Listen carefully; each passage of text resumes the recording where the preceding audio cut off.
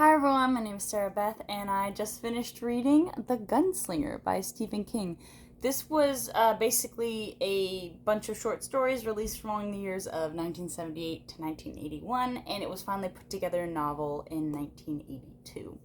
This book is about 300 pages long, and what's really interesting about this book, other than it's a full series, is the fact that it took Stephen King 12 years to write. He's very much a quick, fast-paced writer, so it's really interesting that he kept on with this singular idea, the first novel, for such a long period of time, and didn't let go of the idea. It really stuck with him. And I think that it really shows in this writing, because if you've heard me say this on the channel before, I think Stephen King is an amazing storyteller, but not a very good writer. And what I mean by that is a lot of times his characters are one-dimensional. He still has that problem in this novel. I will get into that. But the actual prose, for once, I really enjoyed it in this specific book. So the basic premise, this is a Western. It's a dystopian fantasy, but this is a Western, okay? This is a very romantic book, Western. The feel of the old West of America. And, of the exploration times when resources were limited, we were cut off from one another. If you were a man, you could die out in the desert if you went on a quest, such as the one that our main protagonist, the Gunslinger, has seen. So, main premise, essentially, the Gunslinger is on a quest for the man in black. That's the whole book. He's following him through the desert. He's going through little towns. He's talking to hermits in little, offset hovels in the desert. And, he, a lot of the time, the novel is just this man kind of living by himself, kind of reminiscing on who he was, what made him to be this stoic, almost machine-like man. He's very centered on his quest. And it even talks about in the beginning of the novel, he says, if I was a certain level, then I wouldn't need to drink water. But because I am, I have to. But he's still a very stoic character. But the Gunslinger specifically, is not one-dimensional. He's very much a morally gray character, and I love that kind of writing. Especially from Stephen King, because, yeah, usually his protagonist is kind of boring. But maybe that's because a lot of times he switches perspectives, and this one is a singular perspective of just the Gunslinger. And with that, I think that comes one of the strengths of the novel, and in the prose, is it's written really simplistically, but the way that it's written is beautiful in its simplicity. I mean, it really lends well to that Western themes, to somebody that's very much focused on his goals. I do love whenever you have a flashback, you kind of get this. There's so much rich history of the land, what led it to be a dystopian time, not even what led it to be, but certain periods of civilization that came after the current collapse of what we have now. Like, all the technology did collapse, but there were still some offshoots that were thriving, or at least doing well. And what made the final downfall of the humanity to see where it is now, there's just desolate, okay? There's basically nothing. They don't even know if there's anything beyond the desert. It just feels as if it's not even the earth anymore. It's a completely new land.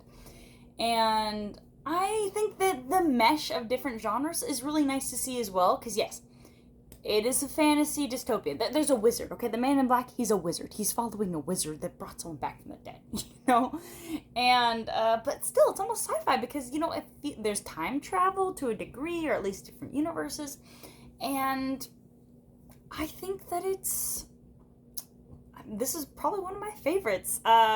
There's a lot of 1D, characters, like the hermits that he passes along the way, the townspeople folk are, just imagine a Western, imagine a barkeep. The only thing special about her, Alice, is that, she's really promiscuous and will give away info for giving away her love. I don't know if Stephen King is the best at writing females.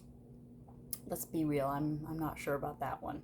They're pretty weak in this book. The only two you really get to know is the promiscuous woman and a religious zealot that's kind of been, is so malleable that she's enamored with a man in black because he had quite an effect on her. So she's issues, alright? Women have issues. But, this is a very man's man kind of book. It's about the gunslinger. It's about his stoicness. So it almost makes sense that you're going to categorize a woman in a certain way, or categorize a child in a certain way.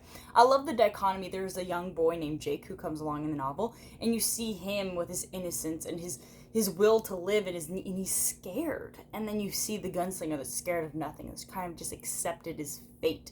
And he doesn't really show himself, doesn't show his emotions. He never freaks out, despite the fact, people are coming at him trying to kill him. The one really big qualm I have with this novel. How is he getting bullets? There's no manufacturing. If they're really old bullets, then, doesn't gunpowder go bad at some point? I could be wrong. Please quote me. I don't know anything about this topic, sorry. But at the same time, he's using a lot of bullets. And he's telling us he's replenishing them, and he's not magical. The man in black is magical. He is not. How is... Everything else is a limited resource. They run out of water, they run out of food, but not bullets. Bullets just keep on going. Is this an action or something along those lines? I guess, maybe that's reminiscent of old westerns. I feel like there's certain westerns where they run out of bullets too, but you get the gist of what I mean. I think if you really want to read a western that's not so solely focused on one character, read Lonesome Dove by McMurtry. But I really like this one. I definitely want to continue on in the series. I do think that another problem with the book is it's not a self-contained story. There are a lot of, there's a lot of setup, especially in the last 20 pages of the novel. It's just this vomit of monologue to tell you what's going to go on next. And I don't particularly appreciate it. I'm sorry, I like self-contained stories. I don't like all the setup. I know why he had to do it, because it was meant to be a series. It was meant to be this huge, sprawling epic. I understand, okay? But, yeah, my eyes glaze over when you're just talking about, the 3 things in a prophecy. I'm like, you expect me to remember all 3? Maybe some people really enjoy that stuff. I don't. But that being said, I'm honestly really going to recommend this. I think that as Stephen King books go, this is going to be pretty far up there for me. I don't know if it's my favorite, but I think it's really well done. Though I will say this, I did read an older version. This is not the 2003 revised version. This is the 1989 print from Signet, I believe. And so you might have a different experience. I don't know what he changed. He might have changed everything. But this specific version, I very much enjoyed, and I think you will too. Anyway, I hope you enjoyed my review, and have a good one.